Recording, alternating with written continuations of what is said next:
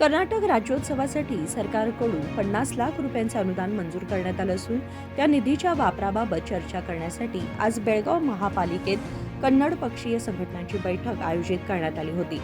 महानगरपालिका आयुक्त कार्तिक एम यांनी बैठकीचे अध्यक्षस्थान भूषवले. पर्यटन मंत्री एच.के. पाटील यांनी विशेष पुढाकार घेऊन कर्नाटक राज्योत्सवासाठी 50 लाख रुपयांचे अनुदान मंजूर केले असून ते आज बेळगाव महानगरपालिकेला वितरित करण्यात आले आहे. या निधीचा उपयोग करून बेळगाव उत्तर, दक्षिण तसेच ग्रामीण भागामध्ये विविध कार्यक्रमांचे आयोजन करण्याचा निर्णय सर्वानुमते घेण्यात आला आहे. ನಮ್ಮ ಕನ್ನಡ ಪರವಾಗಿ ಅನೇಕ ಅಧಿಕಾರಿಗಳು ಕೆಲಸ ಮಾಡಿದ್ದಾರೆ. ಜಯರಾಮ್ ಸಾಹೇಬ್ ಅಂತವರಿಗೆ ಪ್ರತಿ ವರ್ಷ ನಿರ್ಣಯ ತಗೊಂಡು 5 ಮಂದಿಗೆ ಫಾರ್ ಎಕ್ಸಾಂಪಲ್ ಈ ಕಮಿಷನರ್ ಸಾಹೇಬ್ ಕೂತಾರ, ಇವತ್ತು ನಮ್ಮ ಪರವಾಗೆಲ್ಲ ಒಂದು ಮಾಡ್ತಾ ಇದ್ದಾರೆ. ಇವ್ರು ನಾಳೆ ಒಂದು ಕಾಲಕ್ಕೆ ಇವ್ರನ್ನ ಕರೆಸಿ ನಾವು ಪ್ರಶಸ್ತಿ ಕೊಡುವಂಗ ಆಗಬೇಕು.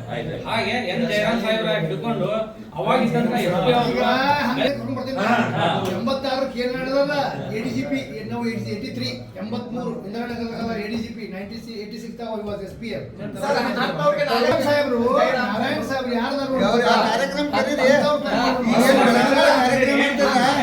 ಜಯರಾಮ್ ಸಾಹೇಬ್ರು ನಾರಾಯಣ ಯಾರ್ಯಾರು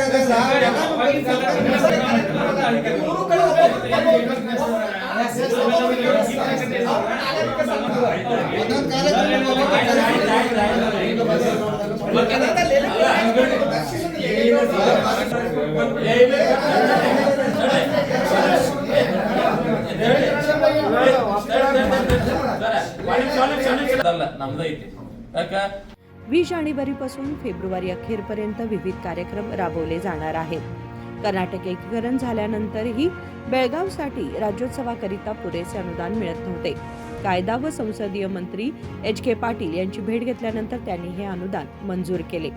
यावेळी बोलताना कन्नड क्रियाशील समितीचे अध्यक्ष अशोक चंदरगी यांनी सीमा भागातील कन्नडिगांच्या मागणीला प्रतिसाद देऊन अनुदान मंजूर केल्याबद्दल पर्यटन मंत्री एच.के. पाटील यांचे आभार मानले.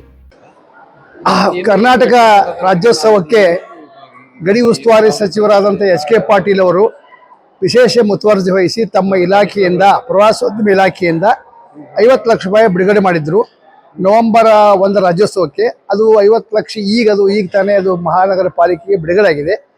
ಅದರಲ್ಲಿ ಆ ಹಣವನ್ನು ಯಾವ ರೀತಿ ಉಪಯೋಗ ಮಾಡಬೇಕು, ವಿನಿಯೋಗ ಮಾಡಬೇಕು ಅನ್ನೋ ಬಗ್ಗೆ ಚರ್ಚೆ ಸಲುವಾಗಿ ಇವತ್ತು ಬೆಳಗಾವಿ ಪಾಲಿಕೆಯ ಕೊಠಡಿಯಲ್ಲಿ ಮಾನ್ಯ ಆಯುಕ್ತರಾದ ಕಾರ್ತಿಕ್ ಅವರ ಅಧ್ಯಕ್ಷತೆಯಲ್ಲಿ ಒಂದು ಸಭೆ ಆಯಿತು. ಎಲ್ಲ ಕನ್ನಡ ಪರ ಸಂಘ ಭಾಗವಹಿಸಿದ್ದೀವಿ.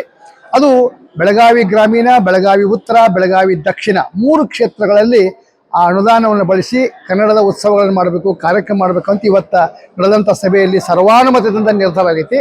ಜಿಲ್ಲಾಧಿಕಾರಿಗಳು ಅದರ ಅಂತಿಮ ನಿರ್ಧಾರ ತಗೋತಾರೆ.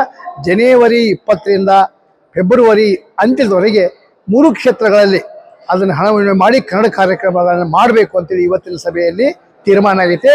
ಈ ಸಂದರ್ಭದಲ್ಲಿ ನಾವು ವಿಶೇಷವಾಗಿ ಗಡಿ ಉಸ್ತುವಾರಿ ಸಚಿವರಾದಂಥ ಎಚ್.ಕೆ. ಪಾಟೀಲ್ ಅವರನ್ನ ಅಭಿನಂದಿಸ್ತೀವಿ. ಯಾಕಂದ್ರೆ ಕರ್ನಾಟಕ ರಾಜ್ಯವಾಗಿ 70 ವರ್ಷ ಆದರೂ ನಮಗೆ ಅನುದಾನ ಬರ್ತಿರಲಿಲ್ಲ. ಕೇವಲ 1 ಲಕ್ಷ ಬರ್ತಿತ್ತು. ನಾವು ಅಕ್ಟೋಬರ್ 8ಕ್ಕೆ ಒಂದು 30 ಜನ ಎಚ್.ಕೆ. ಪಾಟೀಲ್ ಸಭೆ ಹೋಗಿದ್ದು ಬೆಂಗಳೂರು ಹೋದಾಗ ಅವರಿಗೆ ಬಿಡುಗಡೆ ಮಾಡಬೇಕು ಅಂತ 2 ಕೋಟಿ ಕೇಳಿದ್ದೀವಿ. ಈ ವರ್ಷ ಅವರು 50 ಲಕ್ಷ ಕೊಟ್ಟಾರ. ಮುಂದಿನ ವರ್ಷ ಹೆಚ್ಚು ಮಾಡ್ಬೋದು. ಅದಕ್ಕೆ ಇವತ್ತಿನ ಸಭೆಯಲ್ಲಿ ಎಚ್.ಕೆ. ಪಾಟೀಲ್ರನ್ನ ವಿಶೇಷವಾಗಿ ಎಲ್ಲ ಕನ್ನಡ ಪರ ಸಂಘಟನೆಗಳು ಅಭಿನಂದನೆ ಮಾಡಿದಾವೆ. ಈ ಸಂದರ್ಭದಲ್ಲಿ ಇವತ್ತೇನು ಸಭೆ ಆಯಿತು ಅದರ ಪ್ರಕಾರ ಕಾರ್ಯಕ್ರಮ ನಡೀತಾವ. ಎಲ್ಲ ಕನ್ನಡ ಪರ ಸಂಘಟನೆಗಳು ಒಗ್ಗಟ್ಟಾಗಿ ಇವತ್ತು ಸಭೆ ನಡೆಸಿದ್ವಿ. ಇದು ಜನವರಿ 20ರಿಂದ ಫೆಬ್ರವರಿ ಅಂತ್ಯದವರೆಗೂ 3 ಕಡೆ ಆಗಬೇಕು. ಬೆಳಗಾವಿ ದಕ್ಷಿಣ, ಬೆಳಗಾವಿ ಉತ್ತರ, ಬೆಳಗಾವಿ ಗ್ರಾಮೀಣ ಎಲ್ಲೆಲ್ಲಿ ಮಾಡಬೇಕು ಅನ್ನೋದನ್ನು ನಾವು ಸಜೆಷನ್ ಕೊಟ್ಟಿವಿ. ಅಂತಿಮವಾಗಿ ಮಾನ್ಯ ಜಿಲ್ಲಾಧಿಕಾರಿಗಳಂತ ಮೊಹಮ್ಮದ್ ರೋಷನ್ ಅವರು ನಿರ್ಧಾರ ತಗೋತಾರೆ. ಅವ್ರ ನಿರ್ಧಾರಕ್ಕೆ ನಾವೆಲ್ಲ ಕನ್ನಡ ಸಂಘಟನೆಗಳು ಬದ್ಧರ್ತೇವೆ. या बैठकीला कन्नड आंदोलनकर्ते दीपक गुडगनट्टी, सुरेश गव्हर्नवर, महादेव तळवार, उपायुक्त उदयकुमार तळवार यांच्यासह इतर मान्यवर उपस्थित होते. कृष्णा कांबळे, KMM मराठी, बेळगाव.